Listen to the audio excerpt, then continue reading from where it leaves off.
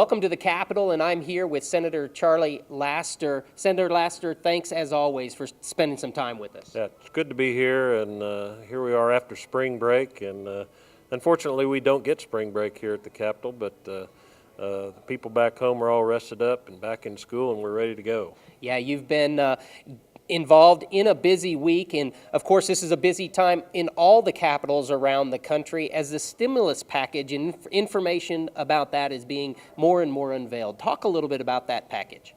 Well, like a lot of people, I'm very concerned about the stimulus package and the size and what it means to the federal government. We want to keep our federal government healthy, and I'm concerned about the financial healthiness, if you will, of the federal government. We in Oklahoma are very solid in terms of state government. We're very careful here to be fiscally conservative and to take care of business and spend the people's money wisely. And we don't raise taxes, and we try to do the prudent thing. But we are facing a shortfall because of the downturn in the economy. We're facing a shortfall in state government, and the stimulus package will be sending a lot of money to the states. Part of that will be to try to shore up some state budgets. Not all that money, but some of it will be. And so it plays into, it being the stimulus package, plays into what we're going to do with the budget this year. Well, in Oklahoma, being budget conscious, as I understand it, close to $400 million coming in for roads alone. Can that do something in the sense of maybe we spend that much normally on roads? Can it take the place in our own budget of that budget line, thus offsetting some other costs?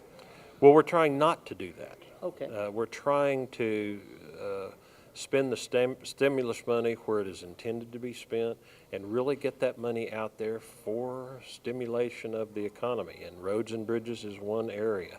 So it would be easy for us in state government to say, for example, we're going to get this $400 million, so that saves us $400 million on our budget this year for roads. We don't want to do that if we can. To the extent we can add $400 million to our road and bridges budget, that's what we want to do. Now, we know that there are going to be some cuts in our base state budget for this next year because there's a $600 to $900 million budget hole.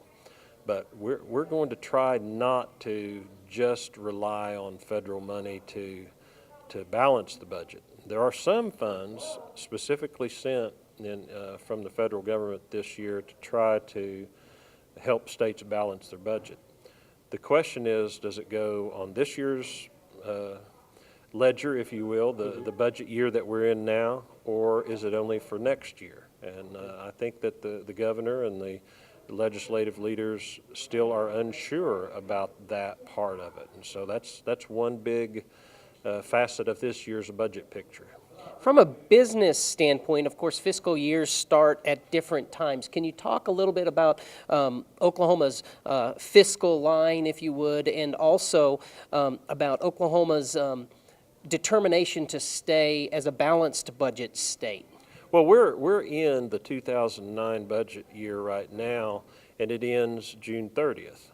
Okay, so what we're doing in the legislature this year, among other things, is writing a budget for what we call the 2010 budget year. Because we're not on a calendar budget year, we go from July 1 to the next July 1. So the budget we're trying to write right now is from July 1 of 2009 through June 30th of 2010, but around here it's referred to as the 2010 budget. And is that regarding referencing the 2010 budget actually where the shortfall exists, not in the current budget in which we're in? That's right. There's a little bit of concern about the 2009 budget and whether the tax collections are going to be sufficient to get us through June 30th of 2009 without any cutbacks, because the collections are down. But we've been fairly conservative in our budgeting here, and we will stay within our budget, and we will balance the budget. There's no question about that. always tough issues, whether we're dealing with our own budgets at our homes, our business budgets, and especially budgets such and as large as state budgets and federal budgets. Charlie, thanks for your insights into this, and as always, people can contact you. Please do. I'm always eager to hear from my constituents, so please give me a call. Email, Charlie prefers phone, I understand. Give him a call, let him hear your voice. Thanks from mylegislator.tv.